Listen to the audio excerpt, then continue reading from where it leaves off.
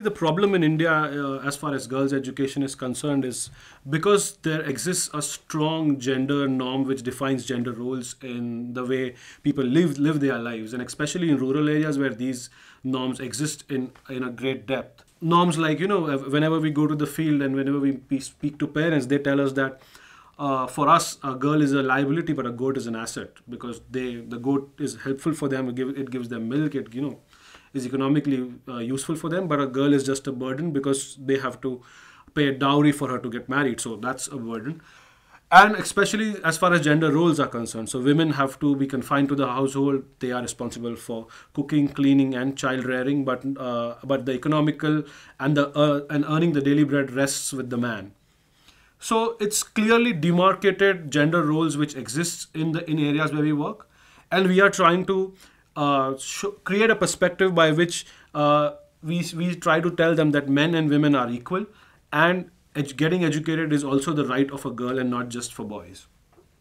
So what we essentially do is that we identify the worst areas. We work in some of the worst areas in India where gender numbers exist. We identify a volunteer in every village, and that volunteer is our vehicle to work in the community. We empower that volunteer, we provide training to that volunteer, and that volunteer goes door to door and conducts a survey of every child in that village and identifies every out of school girl. And through our community mobilization activities, we speak to the leadership of the village, we speak to the elders in the village, and we talk about why it is important for girls to get educated. We cite a number of reasons, like economics. If a girl is educated, she can support the household by earning some money as well. Also, we also talk about if she's educated, she can envisage a better life for herself and for her children. Once the parents are on board, we get the girls in school. Once they are in school, we work with the Parents Teachers Association, the school management committees, and train them on what is a good school, what a good school should have. And we work with them to create these infrastructure requirements, infrastructure facilities in schools. Once the school has a girls' toilet, has a separate drinking water, has drinking water available, has midday meal available, has books available, has library available, we have seen that children stay in school. And these facilities are also advantageous for boys as well as girls. Once the girls are in school, because a lot of them are first generation learners, and as per the Right to Education Act of India, children are to be placed in a grade as per their age. So if a child is 9-year-old, he will be automatically placed in the 3rd grade.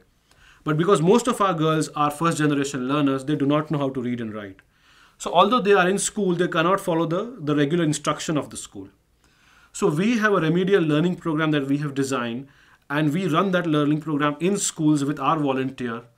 And that volunteer is responsible for running that program 3 times a week for 2 hours each, so that the children, both girls and boys, are able to improve their skills in reading, writing, and calculation, math, and English, so that they can follow the school curriculum. Presently, we have 8,000 volunteers doing this in 12,500 schools where we work. We have managed to bring back 150,000 girls back to school since 2007. We have about 600,000 children in our learning program. And our overall outreach in terms of direct and indirect beneficiaries amounts to about 3.8 million. So that's the kind of work we have done in India.